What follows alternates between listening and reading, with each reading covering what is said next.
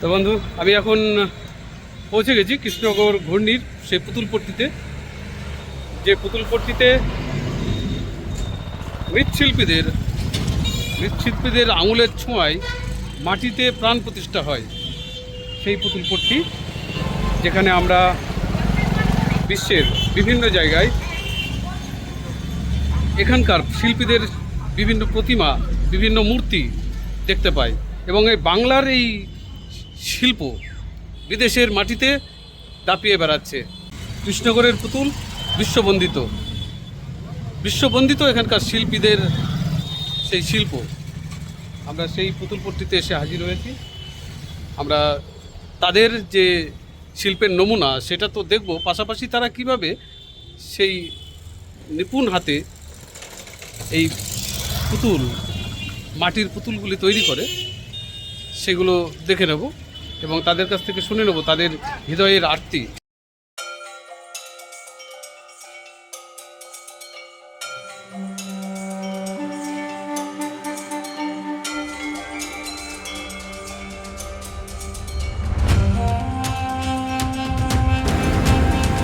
কৃষ্ণনগর জলঙ্গি নদী থেকে একটু পেরিয়ে এলেই এই বিরাট জনপদ।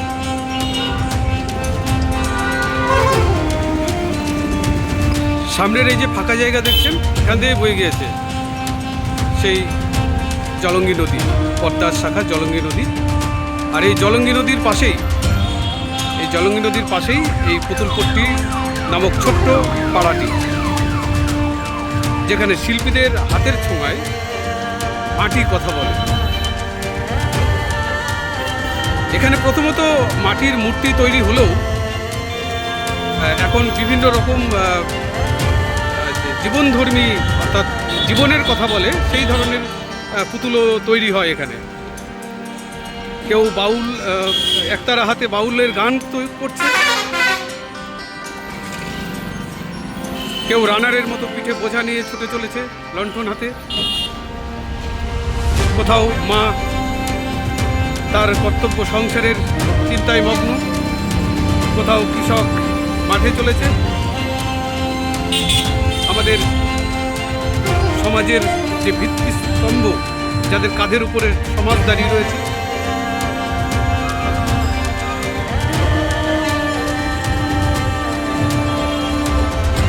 অন্যদিকে আর এক শ্রমিক, কারখানার মূল ভিত্তি যার কাঁধের উপরে থাকে।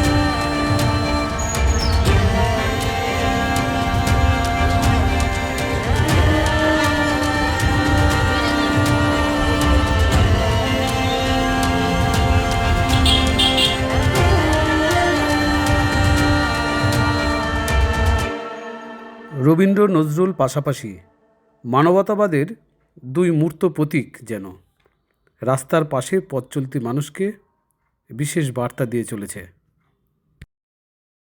আর এই মূর্তিটি দেখুন, ধ্যানমগ্ন স্বামীজি, তার চিন্তাশক্তির গভীরতা এখানে প্রকট।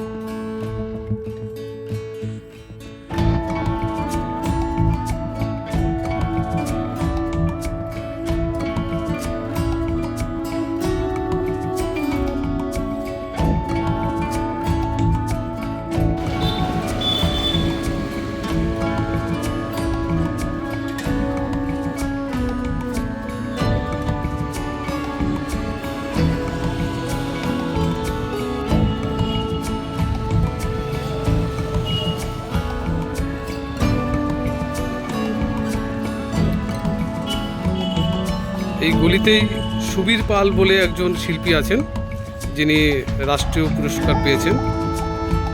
আমরা তার সঙ্গে দেখি, যদি দেখা হয় একটু কথা বলবো, কিছু জানার চেষ্টা করব।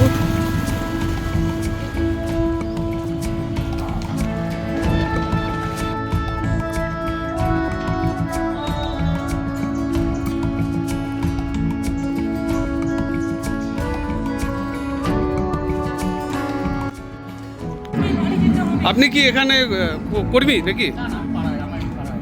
আচ্ছা, পাড়া বলতে এই পাড়াতে কোথায় বাড়ি?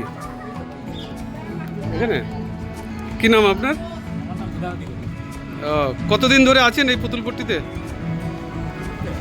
আমার বয়স হচ্ছে 40-45 40-45 বছর। বছর আছেন। কি নাম আপনার? ও, তো আপনি কি কোনো শিল্পীকে ন্যাশনাল অ্যাওয়ার্ড পেতে দেখেছেন এখানে? এই তো ইংলিশ বলতে হবে, কোয়ালিটি বলতে হবে। সুবীর পাল মহাশয় পেয়েছেন। পুরস্কার পাবো। আচ্ছা,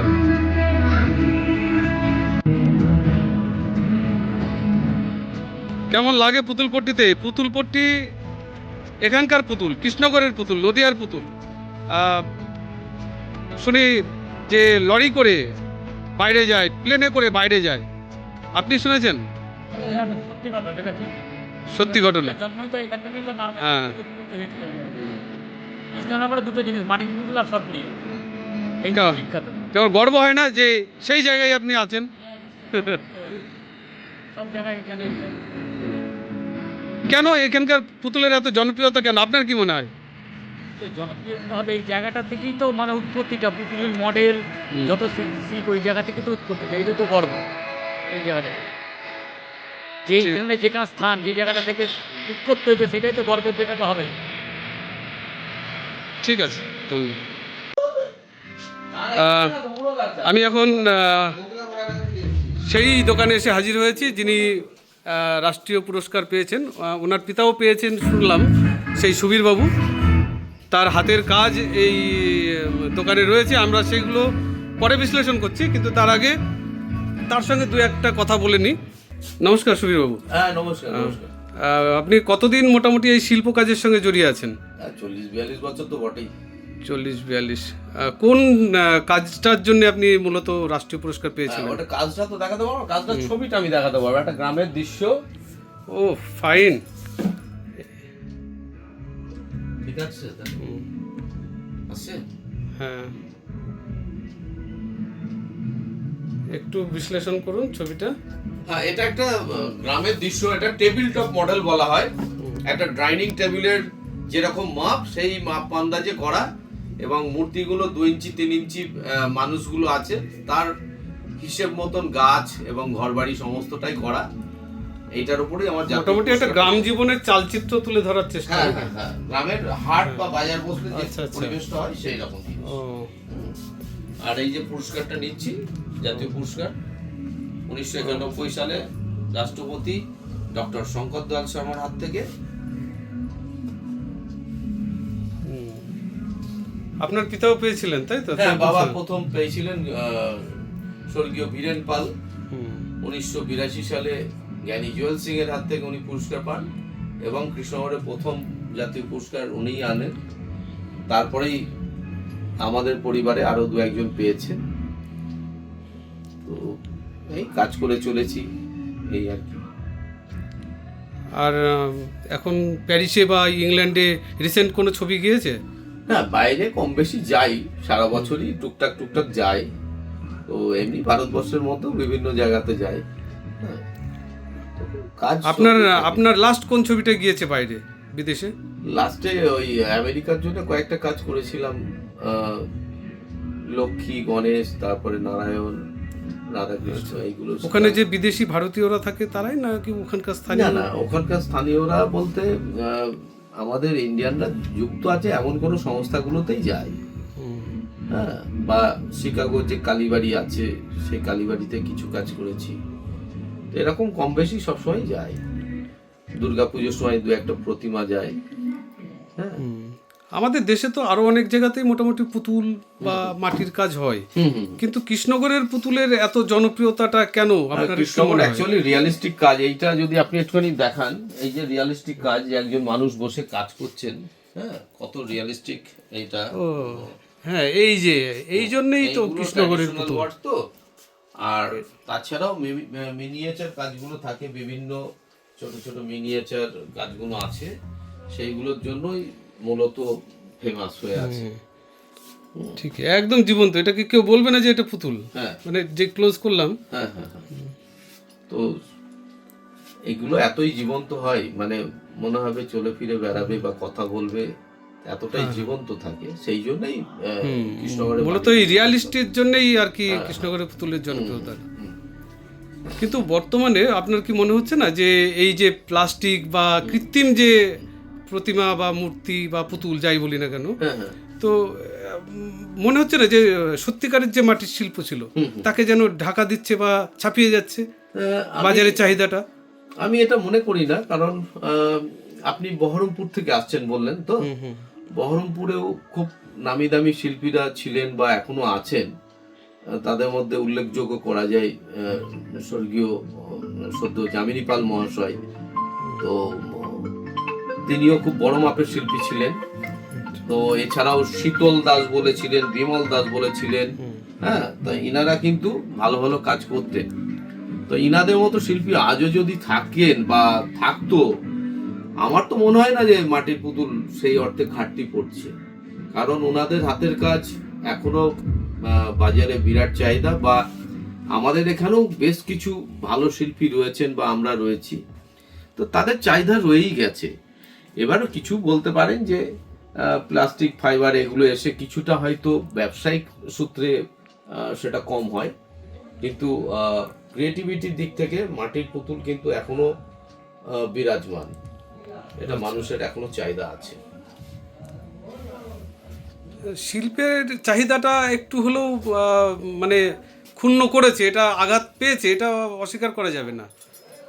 আঘাত দেখো, হয়তো সেই শিল্পটা মরে যায়নি, না, যুগের সঙ্গে এখন যদি আমাদের কিছুটা হয়তো তাল মেলাতে হয়, তো সেটা তো যুগের পরিবর্তন তো আছেই। আমরা যদি পরিবর্তনটাকে পরিবর্তনের মতন করে কাজ করে নিই, তাতে আমার মনে হয় কিছু ঘাটতি পড়বে না। শিল্পকে মারতে পারবে না, মরবেও না শিল্প। শিল্প এমন একটা জিনিস, এটা সাময়িক হয়তো কৃত্রিমতা শিল্পের উপরে একটা প্রভাব আনতে পারে, কিন্তু শিল্পকে হত্যা করতে পারবে না। না না না, একেবারেই না। এটা আজীবনকাল আমাদের এই কদর থেকেই যাবে। অনেক ভালো ভালো শিল্পীরা, নতুন নতুন শিল্পীরা আসছেন, কাজ করছেন, ভালো ভালো কাজ হচ্ছে, আগামী দিনেও হবে, এটুকু আমি মনে করি।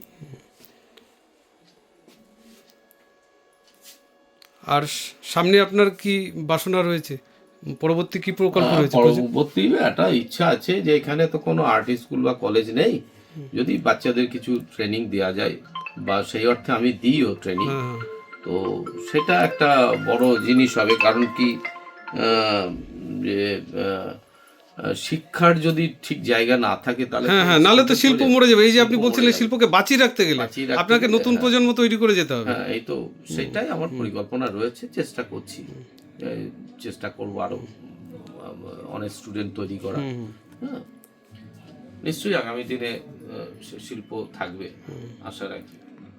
অনেক অনেক ধন্যবাদ।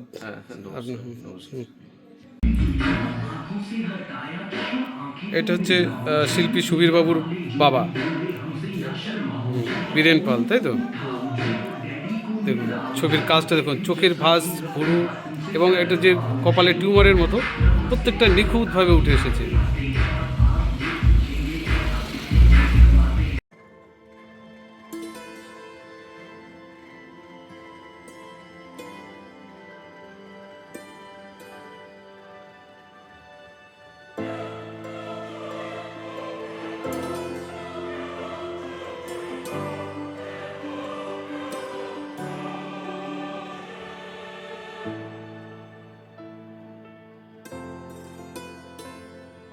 আপনারা এই মানে মূর্তি বা পুতুলগুলো তৈরি করতে গিয়ে কি কি উপাদান ব্যবহার করেন?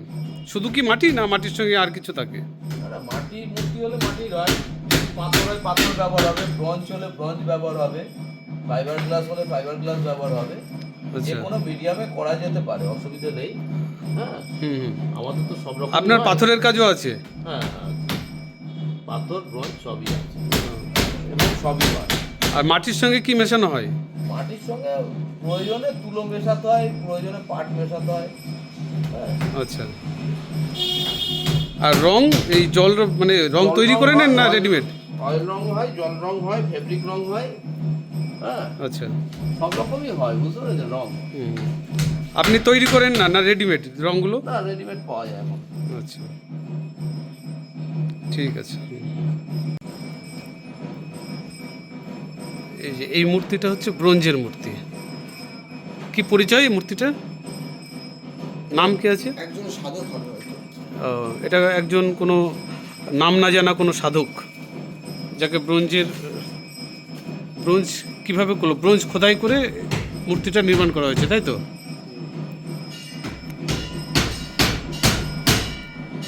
ও,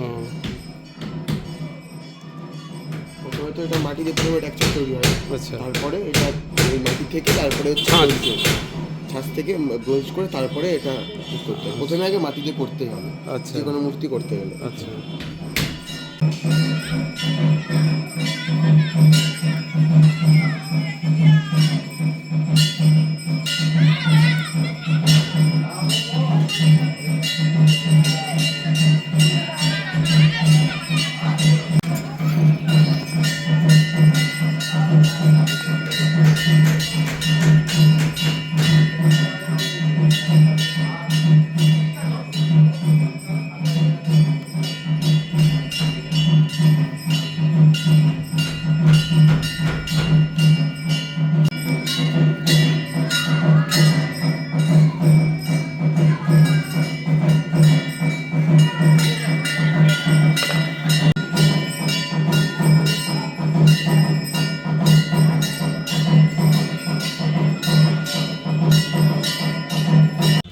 তো বন্ধু, বলছিলাম কৃষ্ণগড়ের এই মাটির শিল্প পুতুলপট্টি শুধু একটা জায়গা নয়, এটা একটা ঐতিহ্য, এটা একটা গর্বের ভূমি, বাংলার অত্যন্ত গর্বের মৃত্যুভূমি, যাকে বাঁচিয়ে রাখা আমাদের একটা কমিটমেন্ট। আমরা চেষ্টা করব এই শিল্পকে জনসম্মুখে তুলে ধরার এবং আরও বেশি বেশি করে ছড়িয়ে দিয়ে তাকে বাঁচিয়ে রাখার আপ্রাণ চেষ্টা চালিয়ে যাব। শিল্পকে মারতে পারবে না, শিল্পকে কেউ হত্যা করতে পারবে না।